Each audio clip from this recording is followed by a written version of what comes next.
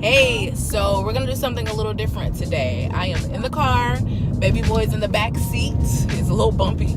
And you're going to follow along with me as I do a home tour today, but not just any home tour. I'm going specifically to houses that have been on the market for a long time. Hey, it's the artsy realtor here, Glenise Johnson with artformhomes and eXp Realty. I'm in the car. We're going on a home tour. I'm specifically pursuing today a home that's been on the market for a little over 3 months. As I said in previous videos, believe it or not every home is flying off of the market right now. Not every single one. There are homes that sit on the market for a long time. Okay, and so a lot of times there's usually 3 things. It's either the location, it's the condition of the house, or it may be just really, really overpriced. The third option, not too many people. In a quarter mile, turn left onto the I-459 South Ramp to Tuscaloosa. I got my little GPS on to make sure I know where I'm going. But the last one, as far as, the price point, not a lot of houses are too far overpriced. More than likely, it's either really, really bad conditions, meaning that, a seller's putting a home on the market and it's got a lot going on, and more than likely they've priced it appropriately. But a lot of times people don't want to deal with things they have going on. They may have things that, if you're an FHA buyer, they're going to be flagged in the appraisal, and it's turn not left going onto the I-459 South Ramp. And it's not going to allow you to be able to get the loan for the house. So what do you do? I believe I've been talking about these previous videos. I've talked about renovation loans, the 203K specifically. Now, the 203K loan is basically the 203K section of an FHA loan, which allows you to finance not only the cost of the house, but also the cost of the repairs and renovations. Okay, there's a streamlined and a full version. The streamlined one, I-459 South for 6 miles. The streamlined one allows you to be able to do maybe some cosmetic things, get some health and safety repairs finished, but you can't do anything structural. So there's a maximum budget of that of about $35,000. The full one is there's no maximum budget. You can knock out walls. You can do essentially whatever you want to that one with the full 203K. So combine that with houses that need a little work, are advantageous because they're cheaper, because the seller probably knows they need a little bit of work done, and granted, you have no competition, because a lot of people are not attracted to those houses, because most people want that turnkey situation where you're able to move in as soon as you close on the home. Understood. However, if you're in a situation where let me stop. The seller's market is very, very competitive, and it can be a very, very exhausting and very intimidating for first-time home buyers, because you don't realize jumping into this that when you put an offer on the house, a lot of times you're going to be rejected before you get your first acceptance. That's just the reality. You're going to get a lot of rejections before you get acceptance, because there's just so many people trying to buy a house.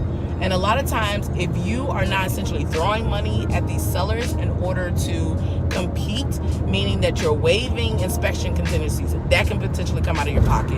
You're giving so much money in earnest money, that's coming out of your pocket. You are giving an appraisal gap, that's coming out of your pocket. Those are just expenses to compete. We're not even talking about to pay for the actual contractors to come out for the inspections. We're not talking about your closing costs. We're not talking about your down payment. We're talking about expenses to just compete and have your offer be attractive enough to where it gets accepted. It can be expensive, and a lot of times it can be intimidating. So combine that again with the fact that, like I said, there are houses out here that sit on the market. Nobody's paying attention to them.